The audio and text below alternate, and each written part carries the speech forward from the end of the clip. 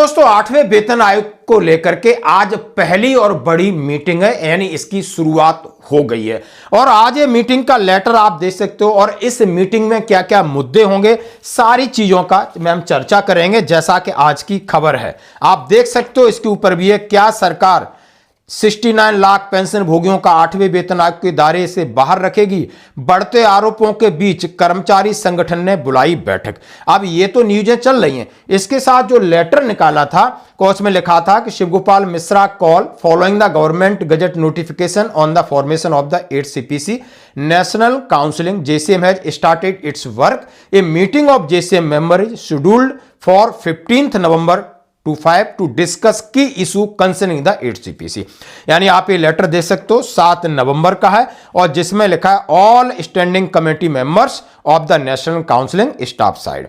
Dear comrade, as you are aware that notification regarding 8 CPC has been issued by the government so and so. Hence has been decided the meeting standing committee for national counseling for discussing। अभी इसके ऊपर discussion के लिए, अब ये discussion में क्या होगी, अब डिस्कशन यानी इसकी अगुवाई कर रहे हैं शिवगोपाल मिश्रा जी और इनके सहयोगी सदस्य। और जैसे JCM स्टाफ साइट के बारे में जैसे यदि मैं आपको कहूं तो आपको ये मालूम है कि संयुक्त परामर्शदाती तंत्र राष्ट्रीय परिषद ये त्रिस्तरीय प्रणाली है जो सरकारी कर्मचारियों और केंद्रीय मंत्रालयों के प्रतिनिधियों के बीच संचरित संवाद को सक्षम बनाती है। इनका काम है जितने केंद्रीय कर्मचारी हैं उनकी समस्याओं को लेकर के कैबिनेट हो या आयोग हो उनके साथ विचार विमर्श करती है। तो आप ये समझ चुके हो, कई बार इसके बारे में बोल सकूं।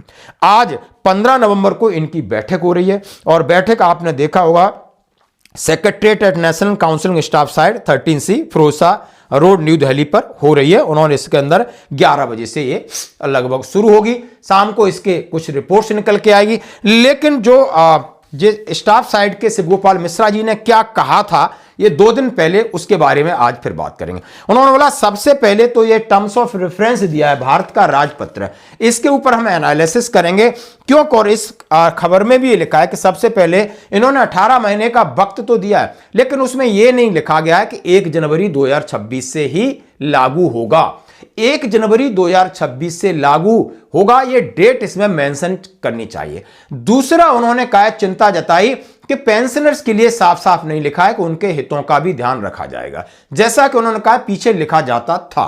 अब 2 इनके पॉइंट हैं जो उनके ऊपर सबसे पहले ये विचार विमर्श करेंगे कि आखिर हम कौन सा प्रतिवेदन जो अपना तैयार करेंगे, मेमोरेंडम तैयार करेंगे और आयोग के सामने रखेंगे। और आयोग समझ सकते हो अध्यक्ष श्रीमती न्यायमूर्ति रंजना प्रकाश देसाई, सदस्य अंशकालिक प्रोफेसर पुलक घोष और सदस्य सचिव श्री पंकज जैन जी हैं। इनके सामने यानी इनके साथ मीटिंग से पहले अपना एक मेमोरेंडम तैयार करेंगे, इसलिए अपनी रणनीति पूरी तैयार कर रहे हैं। और रणनीति में का मुख्य मुद्दा है कि चिंता के जो 2 विषय हैं उनके ऊपर बात की जाए, उसके बाद टर्म्स ऑफ रेफरेंस की बात की जाए, उसके बाद मिनिमम फिटमेंट फैक्टर की बात की जाए कि आखिर कितना होगा। तो अभी आप ये देख सकते हो उन्होंने कहा है कि टर्म्स ऑफ रेफरेंस में जो हमने DOPT की मीटिंग में अपनी चीजें रखी थी, अब उनके ऊपर हम तैयारी पूरी तरीके से करेंगे कि आखिर ये बढ़त होगी या फिटमेंट फैक्टर से फायदा होगा, कितने % उछाल होगी, ये सब निर्भर करता है कि टर्म्स ऑफ रेफरेंस में बदलाव की बात। और बदलाव की महत्वपूर्ण बदलाव की बात उन्होंने किया है, CPI इंडेक्स की बात की है, यानी जो बास्केट है, यानी जो आप खर्चे निकालने का तरीका है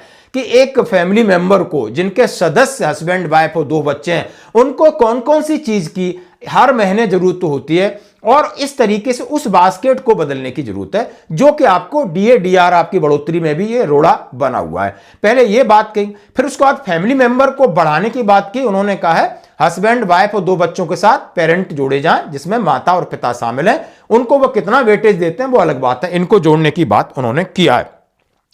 यानी और डॉक्टर अकॉर्ड फॉर्मूला जो बहुत पुराना है, जिन चीजों को शामिल किया गया है, बहुत सारी चीजें, इसके ऊपर हम कल संडे को आपके सामने एक वीडियो बनाएंगे और इन चीजों में नई चीजें शामिल की जाएं जो आज बहुत जरूरत है। डिजिटल प्लेटफॉर्म के ऊपर हम खड़े हैं, हमें मोबाइल, नेट, गाड़ी, तमाम चीजें जो उन्होंने कहा इसके ऊपर, ताकि एक ठोस आधार बनाया जा सके। एक ठोस आधार बनेगा, बेसिक चीज बदल जाएगी तो ऑटोमेटिक आप समझ सकते हो खर्चा बदलेगा, खर्चा बदलेगा तो आपकी सैलरी बढ़ेगी और सैलरी बढ़ने का जो तरीका है, फिटमेंट फैक्टर, वो बढ़ेगा। और उसके बाद उन्होंने बात की टाइमलाइन की, और टाइमलाइन एरियर और डीए मर्ज, यानी आखिर टाइमलाइन सरकार ने 18 महीने दिया है, 18 महीने के बाद सरकार आगे का टाइमलाइन कैसे फिक्स करेगी। जैसा कि हमने सवेरे वीडियो में बताया कि सरकार अपना पॉलिटिकल माइलेज लेने के हमेशा चक्कर में है और उसको पॉलिटिकल माइलेज मिल भी रहा है, जैसा कि बिहार विधानसभा चुनाव के रिजल्ट ने बता दिया। दूसरी बात उन्होंने कहा एरियर की बात, उन्होंने कहा 1 जनवरी 2026 से भत्तों का तो एरियर मिलता नहीं, सरकार पहले ही अपना राइट समझ कर रख लेती है। अब ये इतना डिले होगा तो इसके ऊपर भी बात करनी पड़ेगी। और अभी 1 जनवरी 2026 का जिक्र न हुआ, उससे आशंका पैदा हो रही है कि सरकार जब इंप्लीमेंट करे तभी से दे, और सरकार खजाने का बहाना ले सकती है कि खजाने पर बोझ है, क्योंकि सरकार ने ऐसा उन्होंने कहा है पिछला किया है कि 18 महीने का एरियर आज तक भी सरकार देने को राजी नहीं है।